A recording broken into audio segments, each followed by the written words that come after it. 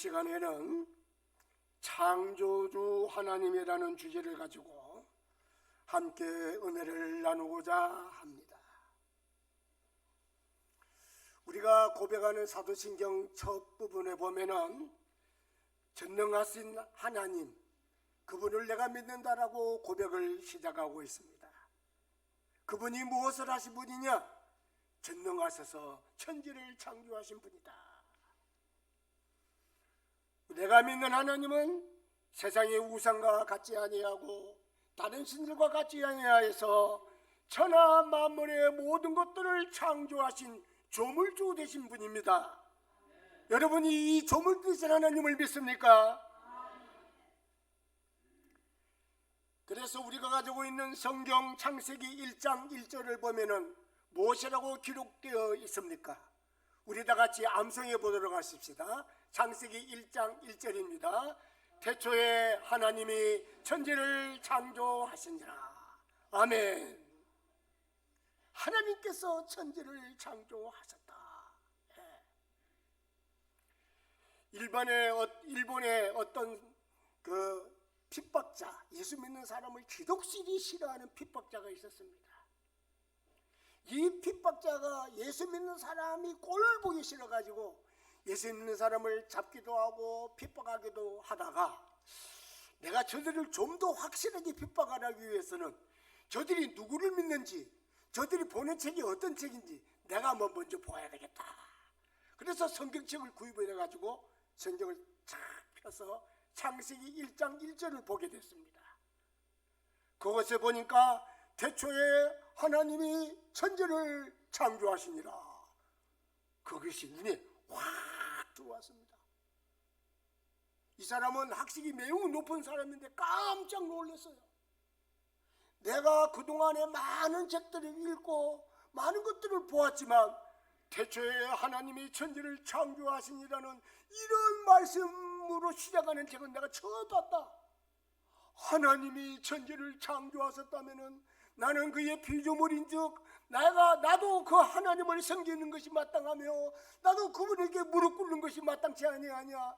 내가 그동안 너무나 어리석었구나. 그 자리에서 엎드려 하나님 앞에 회개하며 예수를 믿는 사람이 되었다고 합니다. 여러분, 이 세상에 어떤 책들 가운데 태초에 하나님이 천지를 창조하시니라 그렇게 시작하는 책이 있습니까? 네? 참으로 놀랍고도 놀라운 말씀입니다. 하나님께서 천지를 창조하신 것을 살펴보면 두 종류의 창조가 있음을 우리는 알 수가 있습니다. 그래서 이 시간에 이 두 종류의 창조를 살피면서 함께 은혜를 나누어 보려고 합니다. 먼저 첫 번째 창조가 있습니다.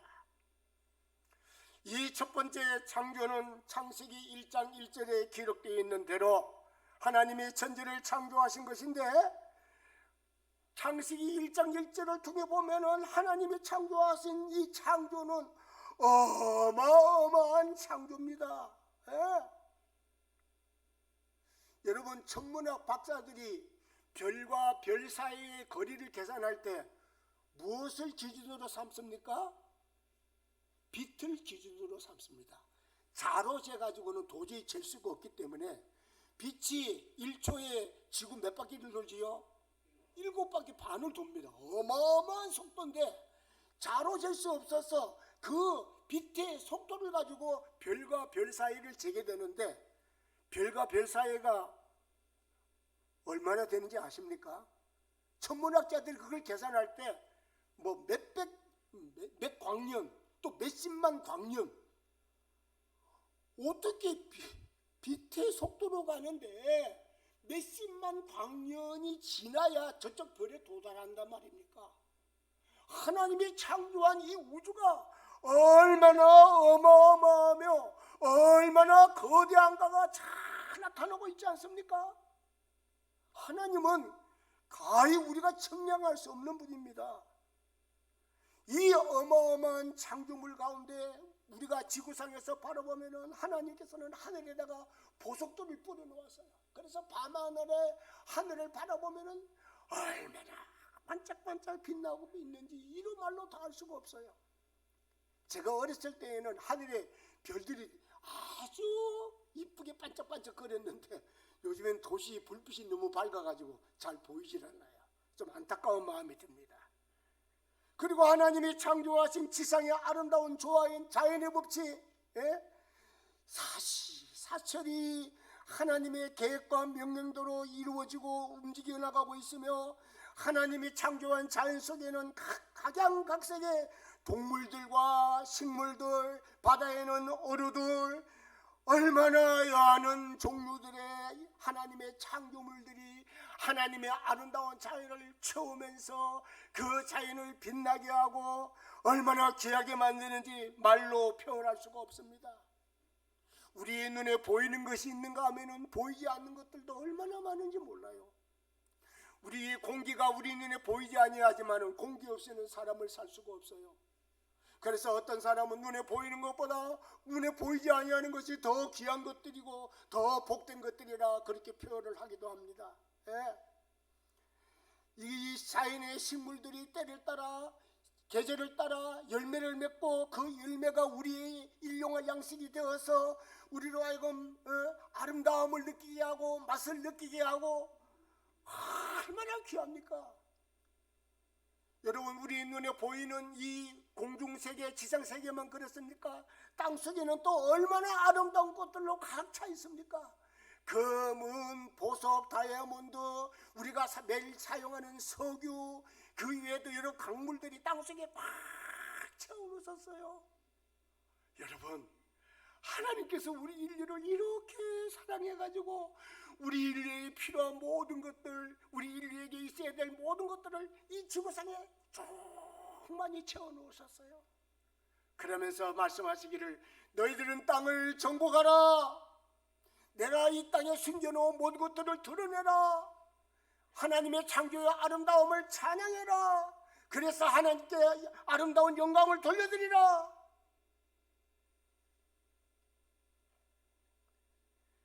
하나님께서 왜 이런 것들을 창조하셨습니까? 로마서 기자는 말하고 있습니다.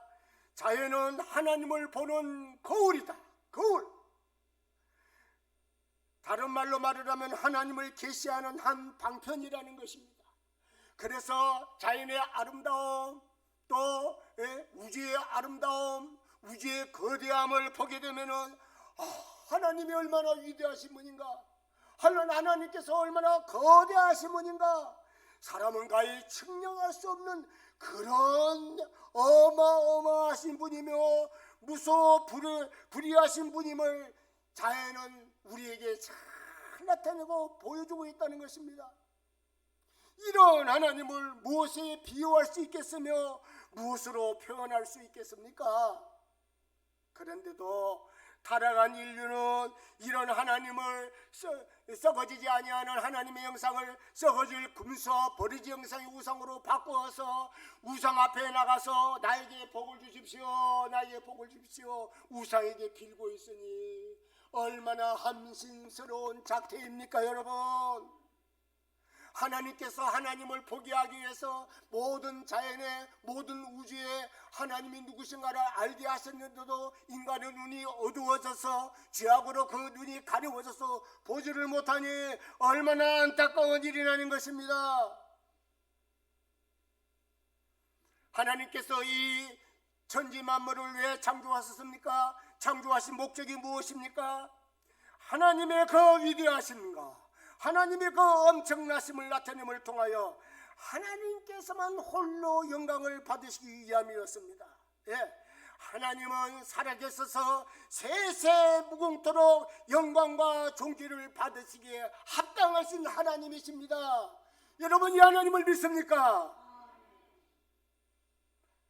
그런데도 타락한 인류는 영광을 하나님께 돌리지를 못하고 사람에게 돌리고 우상에게 돌리고 그래서 스스로 하나님의 심판을 자처하고 있으니 저와 여러분들은 정신을 바짝 차리고 오직 하나님께만 영광을 돌리는 우리가 되어야 합니다.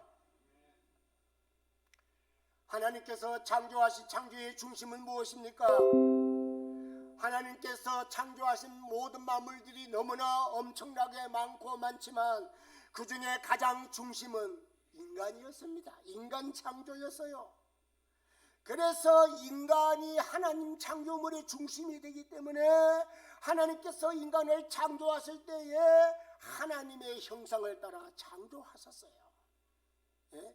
지정의가 하나님처럼 살아있고 그런 것들이 발휘될 수 있도록 그렇게 창조하시면서 하시면서 우리 인간을 하나님 대리자로 세워놓으셨어요.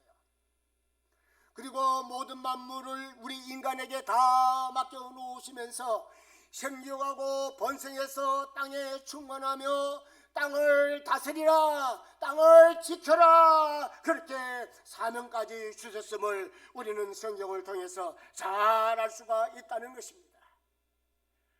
하나님께서 우리 인류에게 맡긴 엄청난 특권이며 엄청난 사명이며 대단한 배려를 창조되자마자 하나님께서는 우리 인간에게 맡기셨다는 것입니다. 이 모든 사명을 잘 감당케 하시려고 모든 푸른 풀과 열매 맺는 모든 나무를 인간에게 주셨습니다. 마음껏 먹고 마음껏 마시고 힘을 얻어서 그 힘으로 하나님께서 창조하신 모든 것들을 다스리며 하나님 앞에 온전한 영광을 돌리기 위해서 이 모든 것들을 허락하셨다는 것입니다. 더군다나 우리 인류에게는 안식일을 주셔서 그 안식일에 무엇을 합니까? 하나님을 만나는 날, 하나님과 교제하는 날, 하나님의 말씀을 듣는 날, 하나님의 은혜에 쳐주는 날, 이 안식일을 주셔서 안식일을 보낼 적마다 힘을 얻고 더 용기를 얻어서 더 잘 다스릴 수 있고 더 잘 가꿀 수 있고 하나님의 뜻을 더 잘 이룰 수 있도록 엄청난 은혜를 베풀어 주신 날이 안식일이라는 것입니다. 인간은 창조되자마자 엄청난 은혜를 받았고 너무나 귀하고 귀한 사명을 맡았으며 복된 일들을 행하게 되었으니 그래서 우리는 모이면은 하나님을 찬송하는 것이고 날마다 감사하는 것이며 날마다 영광을 돌려드리는 것입니다. 저와 여러분, 내 생명 다하는 그날까지 하나님을 찬양하십시다. 여러분, 이것이 대략적으로 살펴본 창세기 1장의 창조입니다. 제 두 번째 창조는 무엇입니까? 오늘 요한복음 1장 말씀을 보았습니다.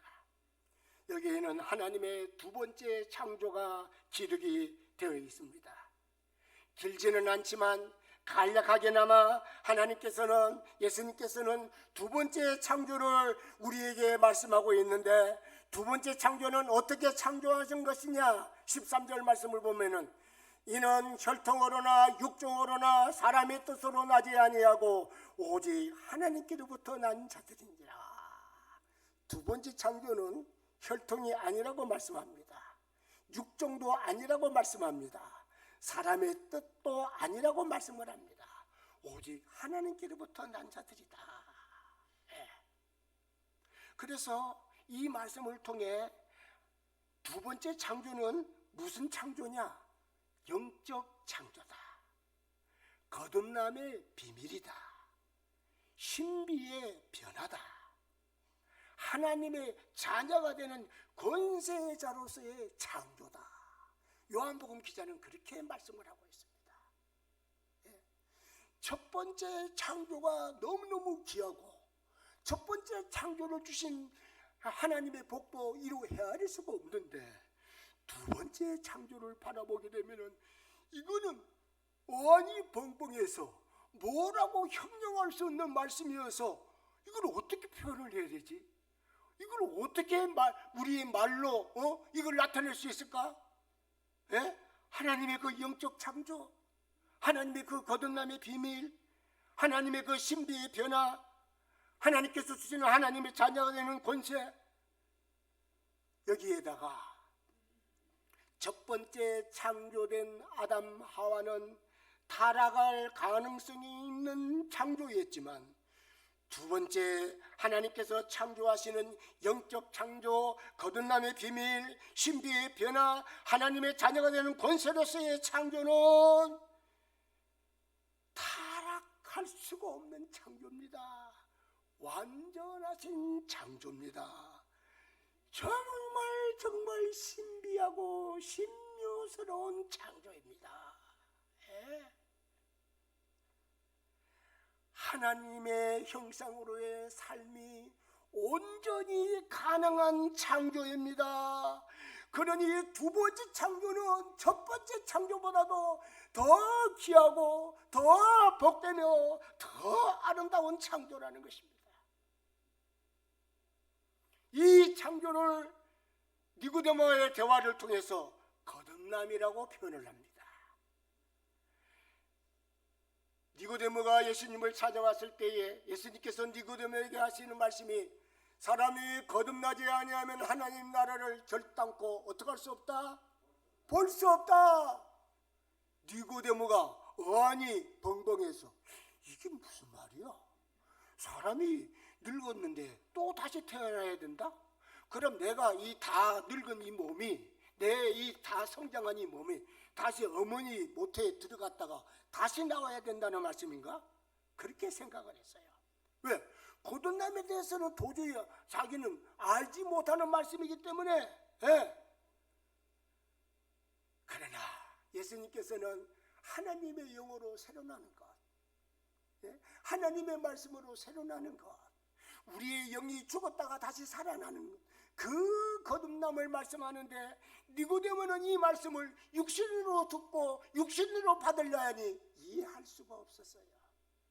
예수님의 말씀은 영적으로 듣고 마음으로 받아 믿음으로 새겨야 되는데 그러하지 않으면 아무도 알 수가 없어요. 거듭남이 도대체 뭐야? 내가 부모 모태에 들어갔다가 다시 나와야 된다는 말이야? 그렇게만 생각할 수밖에 없습니다. 예? 그러니 이 두 번째 창조는 너무 아름답고 너무 기이하여 말로 표현할 수 없는 창조입니다. 예. 첫 창조가 하나님의 일방적인 창조였습니다. 여러분, 하나님께서 천지를 창조하실 때에 누가 옆에서 응원하는 사람이 있습니까? 누가 옆에서 코치한 사람이 있습니까? 아무도 없어요. 하나님의 일방적인 창조였어요. 이와 같이 두 번째 창조도 하나님의 일방적인 사역이라는 것입니다. 우리는 자칫 잘못하면은 내가 거듭나기 위해서 내가 철저히 회개해야 되고 또 내가 또 무엇을 해야 되고 열심히 노력을 해야 되고 그렇게 생각하기 쉬운데, 첫 번째 창조가 하나님의 일방적인 창조였던 것 같이 두 번째 창조도 하나님의 일방적인 사역이라는 것입니다. 예. 하나님의 일방적인 사역이기에 하나님께서 창조하신 그것을 성도들은 믿음으로 받아들이며 성도들은 값없는 이 은혜에 그저 값없이 동참하며 감사하며 찬양하는 것밖에는 아무것도 없다는 것입니다. 예. 하나님의 이 모든 아름다움을 값없이 받아서 값없이 누리며 감사하는 것밖에는 다른 할 일이 없어요. 성도 여러분, 내가 뭐 찬송을 열심히 잘해가지고 내가 열심히 기도를 잘해가지고 내가 열심히 예수를 잘 믿어가지고 하나님을 기쁘시게 해가지고 하나님 앞에 내가 서야지, 그게 아닙니다. 받은 은혜가 너무 크고 너무 엄청나고 너무 복되기 때문에 나는 그 은혜를 찬양하는 것이고 그 은혜를 따라 우리의 모든 삶을 하나님 중심으로 하나님의 영광을 위해서 살아가는 것밖에 아무것도 없다는 것입니다. 그래서 에베소 기자는 에베소 1장 4절 말씀에 창세 전에 우리를 택하사 우리로 사랑 안에서 그 앞에 거룩하고 흠이 없게 하시려고 택하였다. 저와 여러분들은 너무 흠이 많아. 너무 죄악투성이야. 이 눈으로 보는 거, 이 귀로 듣는 거, 내 마음으로 느끼고 머리로 생각하는 거 다 죄악과 연결이 되어져 있어요.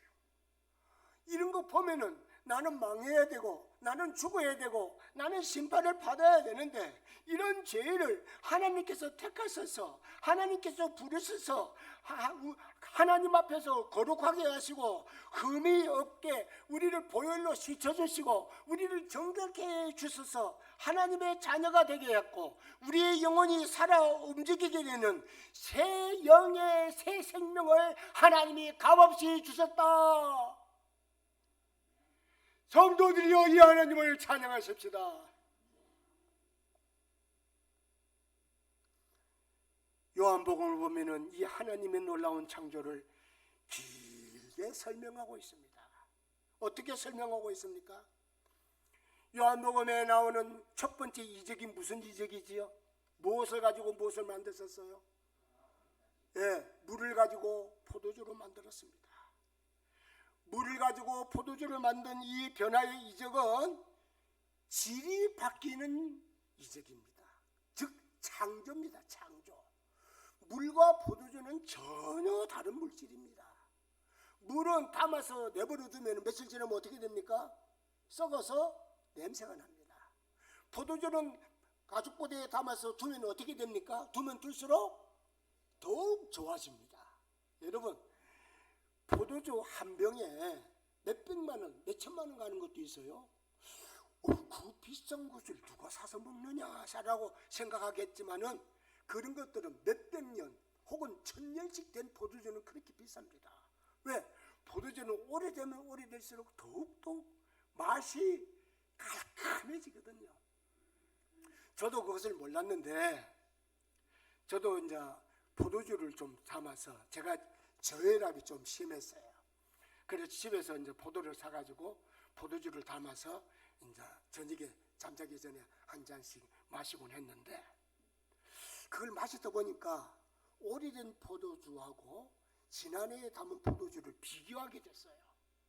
비교를 하게 되니까 포도주가 10년이 넘어가면은 마시면은 떫은 맛이 하나도 없어요.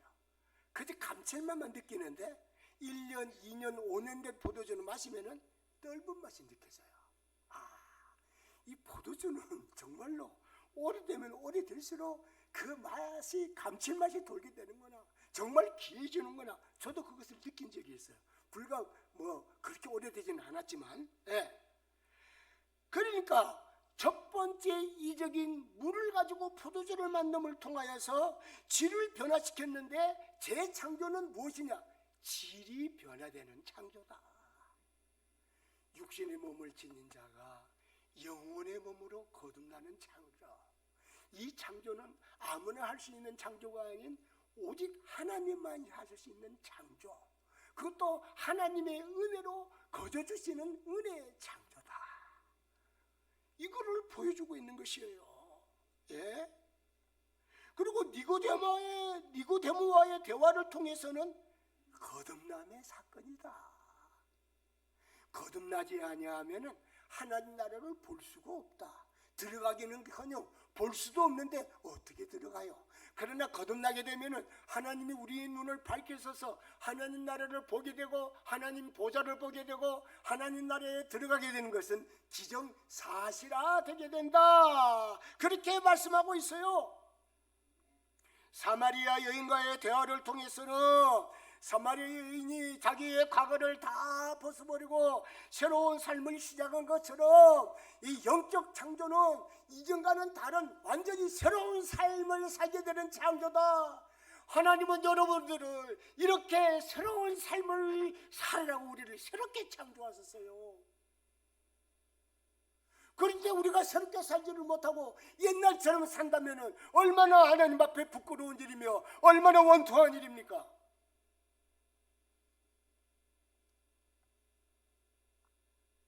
또한 38년 된 병자를 치료함을 통해서 영적 창조는 완전한 해방이다. 완전한 해방이다. 죄세의 해방, 질병에서의 해방, 진정한 삶의 시작의 영적 창조다. 오병이어의 이적을 통해서는 영적 창조는 새 생명을 먹는 것이고 새 생명수를 마시는 것이 영적 창조다. 음행하다가 현장에서 잡힌 여인을 통해서는 영적 창조는 무엇인가? 완전한 정죄에서의 해방이다. 그 누구도 나를 정죄할 수 없는 완전한 해방이다. 예수 그리스도의 피가, 예수 그리스도의 보혈이, 예수 그리스도의 살이 나를 이렇게 해방시키고 있다. 남에서부터 소경된 자를 고침을 통하여서는 흑암에서 새로운 세계에 참여하는 것이 영적 창조다. 이 모든 것은 예수님을 통해 이루어지고 예수님으로 말미암아 성취되니 왜 그렇습니까? 예수님만이 구원자시고 예수님이 창조자이시며 예수님이 영원히 영광이 찬양을 받으신 하나님이신 까닭이다. 요한복음 기자는 우리에게 그것을 설명해 주고 있는 거예요. 저와 여러분들 이 시간에 이 자리에 나와 있습니다. 왜 나왔습니까? 어떻게 해서 나왔습니까? 하나님께서 나를 새롭게 창조하시기에 이 시간 나왔어요. 하나님께서 새롭게 창조하지 아니하시면은 누가 하나님께 영광을 돌리겠다는 상상인들 할 수 있겠습니까? 하나님께서 나를 새롭게 창조하지 아니하셨다면은 누가 이 시간에 누가 돈을 주는 것도 아니고 뭐 여기 나왔다고 누가 상을 주는 것도 아닌데 이 시간에 나와서 찬송을 하고 헌금을 하고 예배하며 하나님 앞에 온전히 내 모든 것들을 다 바치겠습니까, 여러분? 하나님께서 우리를 거듭나게 하시고 우리로 하여금 새로운 창조물이 되게 하실 때만이 하나님을 예배할 수 있고 하나님을 찬양할 수 있으며 하나님을 높인 중에 더 높일 수 있으니 이 시간에 나와 있는 초보 여러분들은 이런 하나님의 은혜를 받은 자입니다. 여러분 믿습니까? 그렇다면 우리는 하나님을 얼마나 높여야 될까요? 그렇다면 우리의 삶을 누구에게 온전히 바쳐야 될까요? 예? 이 시간에 나와 예배를 드리는 이것이 얼마나 귀중한 시간입니까? 이 예배 시간, 이 시간은 천사들도 살펴보기를 원합니다. 예? 우리가 천국에 가서도 다른 것들을 하지 않아도 예배는 지속적으로 드리게 됩니다. 하나님을 영화롭게 하는 거, 하나님을 높이는 중에 더 높이는 거, 하나님의 은혜를 감사하는 이거는 영원히 지속되는 것이기에 하늘의 정군 천사들도 예배하는 삶, 찬양하는 삶은 지금 이 시간에도 계속하고 있다는 것입니다.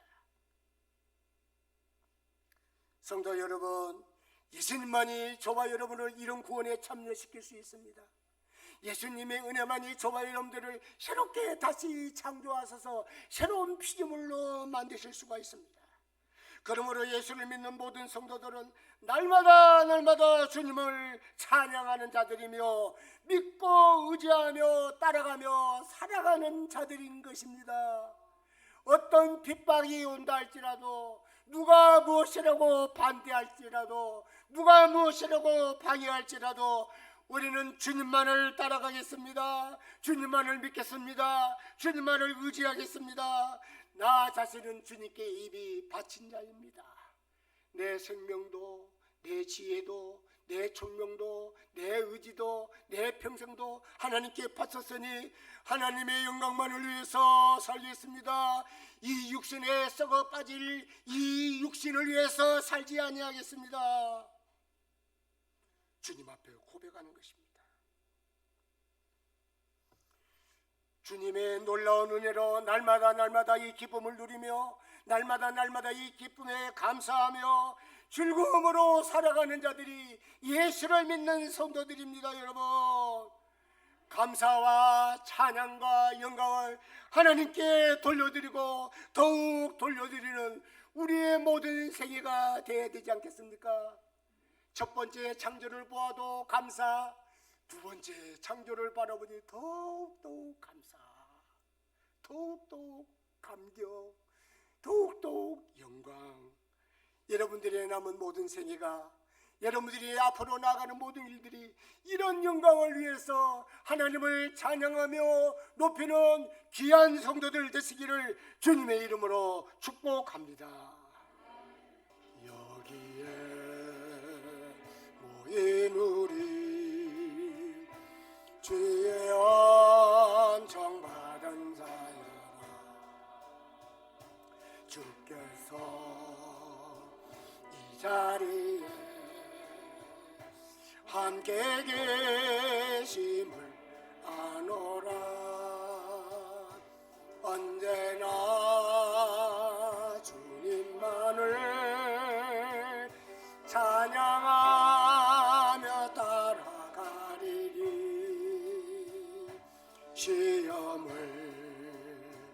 당할 때도 함께 계심을 믿노라.